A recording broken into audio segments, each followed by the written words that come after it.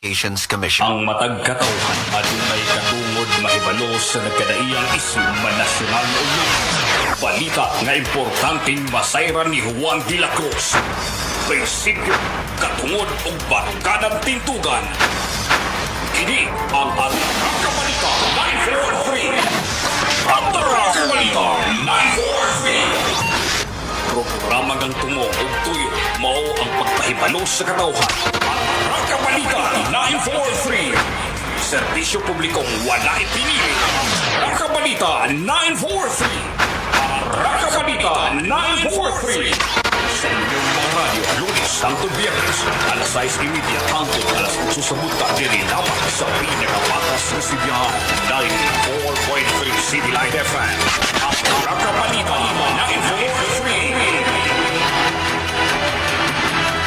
Ang Atraka Balita 943 gihatod kanato sa garantisadong proteksyon batok sa mga sakit ME500 ME500 ug ang mupaggana sa imong Atraka Muscle Man. Doble proteksyon, doble garantisado ME500 ug Muscle Man muhatod kanyo sa mga nagbagang balita sa Atraka Balita 943. Atraka Balita 943.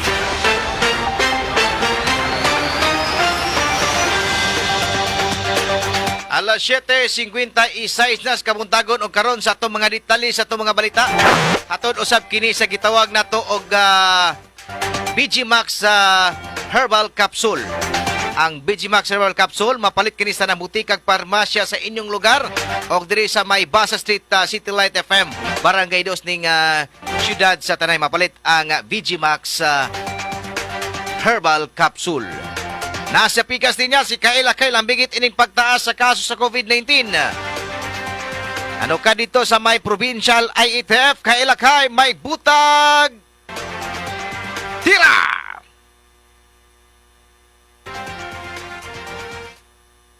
Wait sa Kaila, kaya dial sa tikaw. Kaila mayong butag tira!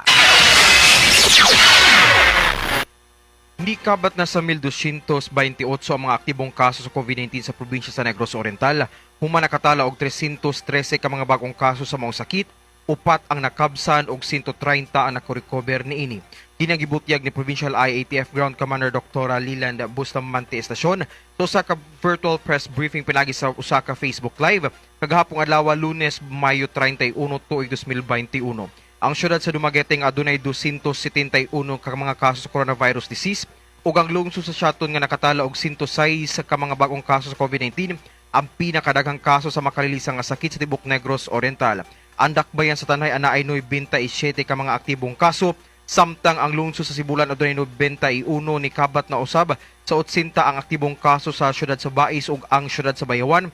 Ang lungsod ug ang lungsod sa Amlan adunay 75 ka mga aktibong kaso sa COVID-19. Dugang impormasyon mao kini ang mga LGU sa probinsya sa Negros Oriental ang nakatala usab og pipila ka mga aktibong kaso sa coronavirus disease. Sa Santa Catalina 57, Canlaon 52, Bacong 46, Gihulngan City 33, Valencia 32, La Libertad 30, Manhuyod 24, Ayungon 24, Mabinay 23, Basay 21, Himalalod 20, Vallehermoso 17, Pamplona 12, Dawin 12 ug ang San Jose pod 12, Bindoy 7, Tayasan 6 ug ang lungsod sa Muagita 5. Pagsuot og face mask, pagbaton og pagminternar og kalimpyo sa lawas, pag-obserbar sa physical distancing, panghinaw sa mga kamot, lakip na ang paggamit sa alkohol ug mahimo likayan ang pag-adto sa mga lugar nga adunay daghang tawo. Mao kini ang mga pipila ka pahingmangno nga karon ang gilukulit sa atong mga tagsa-tagsa ka mga alimpatakan aron ang COVID-19 mapakgang. Umaw kadto ang nakuha nato nga balita sulod sa 24 oras sa dili pa may pagpabinaw ni Tanhay City Vice Mayor Dong Nil Salma, ni Tanhay City Councilor Tikboy Salma ug di Milusi nga kada buntag yun nga nagsunod sa atong nga programa ug ni 2nd District Congressman Manuel Chikiting sa Garbaria, sa Rodas Bitispa Own and Management Rodas Silva sa 923 Avenue Aquatic Essentials nga nimutang sa Rizal City Barangay Ilao da Tanhay City duol sa karaang ice plant apilo usab diha sa MJ's Eatery nila nga Sir Undo, Ma'am Barbet Manimat ug Ma'am Iyay Aguilar, labi na ni Ma'am Jovely, ni Ma'am Adelfenio sa Barangay Tugas ug ni Ma'am Jenny Bukira sa Barangay 5 Tanhay City. Ma'am Christy Diya sa Totos Eatery sa may Tanhay City Public Market nga kanunay gyud nga nagpalanog sa Atraca Balita 943 sa Vegimax Plus herbal capsule nga mutabang pag-boost sa atong immune system aron mahilayo kita sa kakaraiyang matang sa mga sakit mapalit sa mga suking butika og ang Love Bubu Soap Trading nga nimutang sa Mabini Street Barangay 2 Tanhay City. Alang sa programang Atraca Balita 943 sa 94.3 City Light FM Tanhay City ug sa 96.9 Light FM Manukan Zamboanga del Norte. Serbisyo publikong walay pinilit na duka diri sa Provincial IATF Negros Oriental. Kini yung Atraca correspondent kay Lakay, may buntag kanatong tanan. Okay, daghang salamat kay Lakay sa imuha nga report. Laing nga lokal nga balit tungod sa kataas sa kaso sa COVID-19 sa Lawigan sa Negros Oriental. Panawagan sa ubang mga sektor sa Lawigan sa Negros Oriental kung mahimo ibalik na ang probinsya sa Enhanced Community Quarantine kung ACQ. Gibot yang ni Negros Oriental Governor Ruil Ragay Digamo sa nga dili pa angayan nga ibalik ang probinsya sa ACQ. Mao nga ang mga mayor o sa munisipalidad o syudad ni nga probinsya sa Negros Oriental gihangyo kini nga hugtanon nga pag-imbintar sa guidelines. Ani ang pamahayag ni Negros Oriental Governor Ruil Ragay Digamo. Kayo niya, matod pa ni Vice Governor, Yeah. reaction na Yes, tinuod, dili ta mapasagad o declare og secure. There must be a calculated decision so that we can come up with a decision na kana bang while we are containing and preventing the virus from spreading up, we are also considering the economy. So i-balance na ito ang decision. That's why kanina, salamat kayo kong dako na ni-come up yun ang decision nga maayo para sundon ng guidelines sa tanan sa Tibuok Negros Oriental. And we are authorizing the mayor and the barangays to implement strictly the guidelines. And then we are empowering the mayors to declare a lockdown provided it will be kanang approved by the provincial IATF. So walay ICQ. Okay. Go. Dugang usab ni Negros Oriental Governor Ruil Ragay Digamo nga dili kaya nga ilabi na kining pundo nini tungod sa kalisod sa isay usab ni Governor Digamo kung mahimo mangita lag paagi sama sa pag-edukar sa mga tao ilabi na sa pagdisiplina sa kagulingong pag-imbintar usab sa guidelines sa nga gilatid sa gobyerno. Aniyang dugang pamahayag ni Governor Ruil Ragay Digamo. Kaya to tell you frankly, nakasulay na tao kuan, nakagasto na tagdako kayong kantidad. So nga to na naman ini how to contain the virus is that kuan na ni siya kanang mangita og itag strategiya nga dili ta mo entail so a lot of money.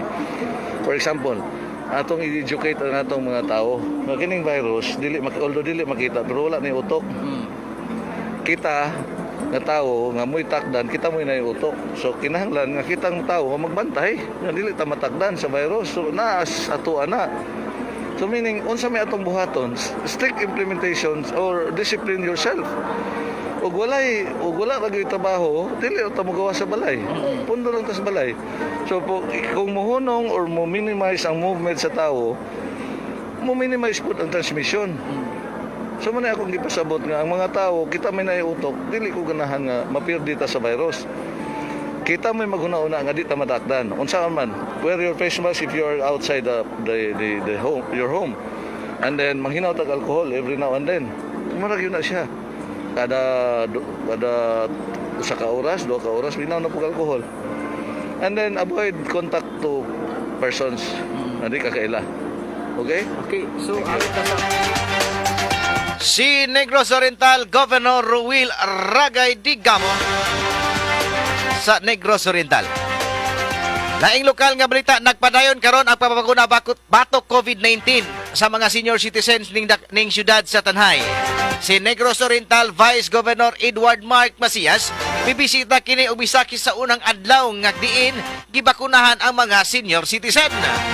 Matud pa ni Vice Governor Macias nga nalipay siya sa iyahang nakita nga nag-organize ang pagbahig sa mga barangay ang mga senior citizen diin na para dili maghanok o magdasok sulod sa gymnasium.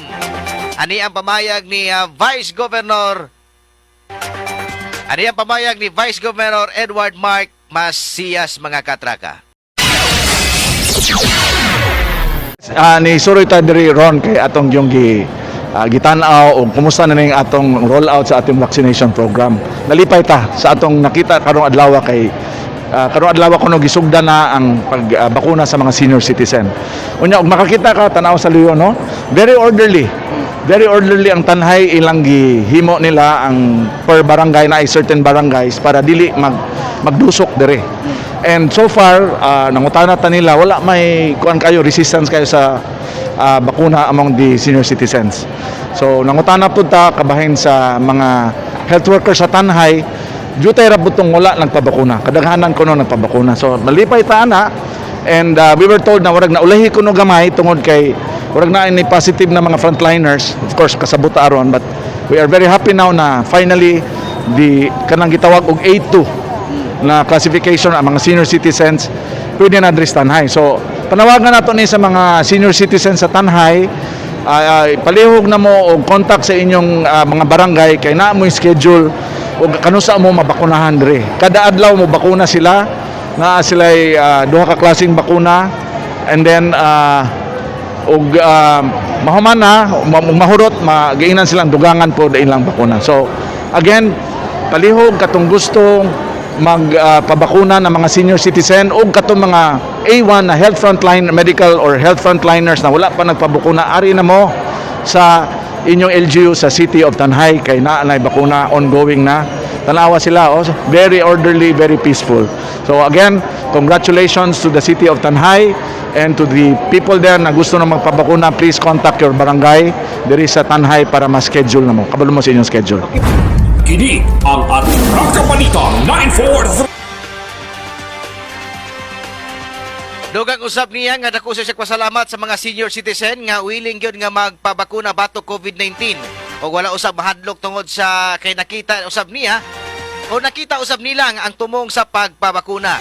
Say usab ni Vice Governor Macias ang ubang nga senior citizen mibutya gadto na sila mga gipang mintinar nga tambal apan gipaagi usab kini sila screening sa doktor kung angayan ba sila nga bakunahan bato ka COVID-19. Ani ang dugang pamayag ni Vice Governor Edward Mark Macias.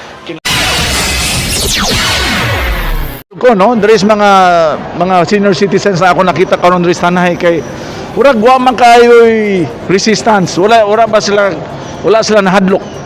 Og imong hunaon-naon katong uban akong kasturya daghan na siyang gipang inom na tambal pero nakasabot sila og unsay tuyo nga tang kinahanglan magpabakuna. Of course, usa man sila bakunahan naman po history, medical history na doktor na mangutana nila kung ano ilang vital signs og pwede ba sila mabakunahan kanang adlawang na ni linya sila. So again, congratulations sa mga taga-Tanhay ni hanga ko nila kay so far so good. Kini ang ating Rakabalita 943. Si Negros Oriental Vice Governor Edward Mark Macias. Laing lokal nga balita nagpadayon karon og pagserbisyo ilalom niining pandemya nga gikasubang karon. Si Tanay City Councilor at Irregalado Tikboy Salma bidunar kinig usa ka jetmatic para sa komunal nga paggamit sa kitawag kinig bomba ang makabenepisyo ang pipila ka bubong o household sa barangay Asagra ning syudad sa Tanhay. Dugang pa nga nakapahimulos usab ang katawan sa barangay Santo Niño sakop gyapon sa syudad sa Tanhay tungod kay adunay 5 ka gidonar ni Konsyel Tikboy Salma nga manual BP aparatos nga kini personal nga pondo ni Konsyel Salma. Ani ang pamahayag ni Konsyel Tikboy Salma. Para sa ilang nay mga balay diya nga walay tubig kuan sila puso. Kero pa nitong konsyal gasto. So, komunal ni Konsyel? Oh, common. Komunal ni? Okay. So, sa nakalabay usab nga doon na kay gidonar usab personal nimo ni Konsyel no? Gidonar nga gitawag nato og manual nga BP aparatos. Asa ni siya nato gihatag ron ning 5 ka book manual BP aparatos? Gihatag na ako na kay pagsuri na mo to Santo Niño na marayag ang usa ka konsyal si Merilo kadungog kay problema sila kay mo kuan sila kada bara sitio ba. Nya nangayo sila ani nga para blood pressure. Murag natagaan ako sila og 5 ka buok tong the other week na ako natag. Oo. So kani ba konsyal imo hagyapon ning personal? Oh, personal yun ako na kay kisa may muhatag na mo. Oo. So personal niyo ning ihatag. Muna, ako nanghatag radyo ko kay sa una kanang mga panya may mura akong saan. Mutindog ko entablado ako musadyo ko ug mapili ko mo serbisyo jud ko. Kini ang Atraka Balita 943. Di Councilor Tikboy Salma, eksklusibong hinabi sa Atraka Balita 943. Laing lokal nga balita.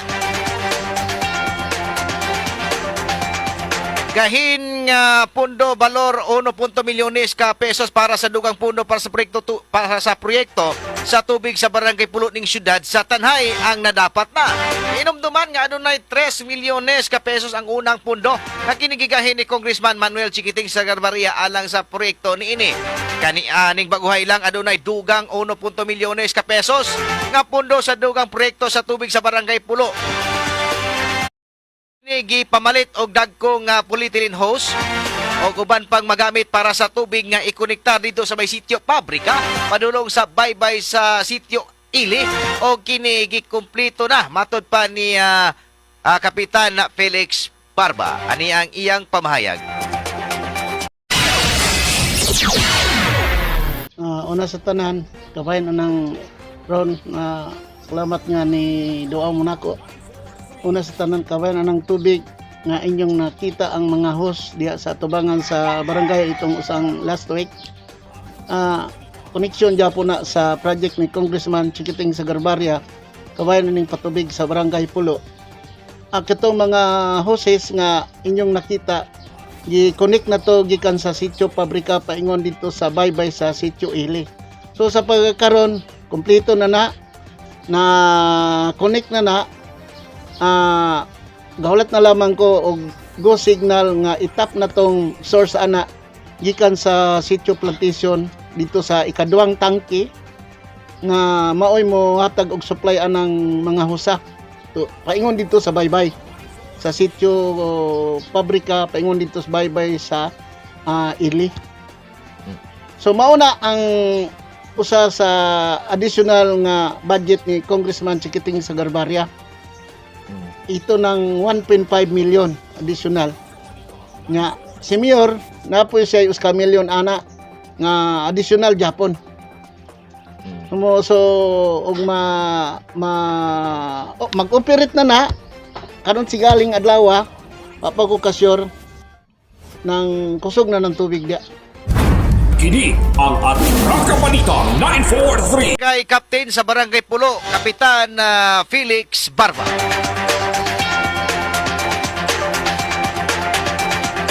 Sa ato ang pulisa report. Nagtigagol karon sa halwas kapulisan sa siyudad Sanhay ang upat ka mga giingon nga nagdulag illegal nga kini giaresto dito sa may sitio Tabla, Barangay Santa Cruz Viejo, Tanay City, Negros Oriental. Ang gipang aresto na ilang si Santiago, 59 anyos, Minyo og nagpuyo kini sa Barangay Kapinyahan, Bai City og nasikop kini mga alas 10:50 ang tagna sa budag kagapong adlaw. Pagka alas 10:55 sa samang adlaw, giaresto si Jomel, 25 anyos, ulitaw og napuyo kini sa Barangay Santa Cruz sa Beho ning siyudad Tanay. Pagka alas 11 ang tagna sa buntag, gisikop usab si Valentin 63 anyos, minyog nagpuyo kini sa Barangay Santa Cruz Viejo, Tanhay. O ang ikaupat nga giaresto na ilang si Alex 62 anyos, minyo og nagpuyo kini sa Barangay Santa Cruz Viejo, Dakbayan sa Tanhay.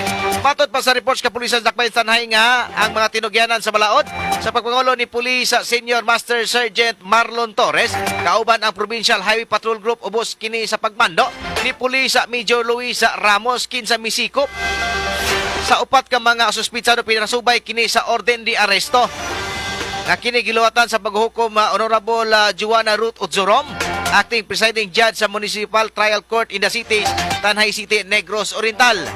Ang orden di aresto gikulitan kini sa criminal case number 7994 sa paglabas sa Presidential Decree 1602 kon gitawag og anti-illegal gambling games nga pinitsan itong atong Mayo 12 ning tuiga patok sa upat ka magipang aresto nga naisgutan sa unahan o karon gihalwa sa kapulisan sa Dakbayan sa Tanhay. This portion is brought to you by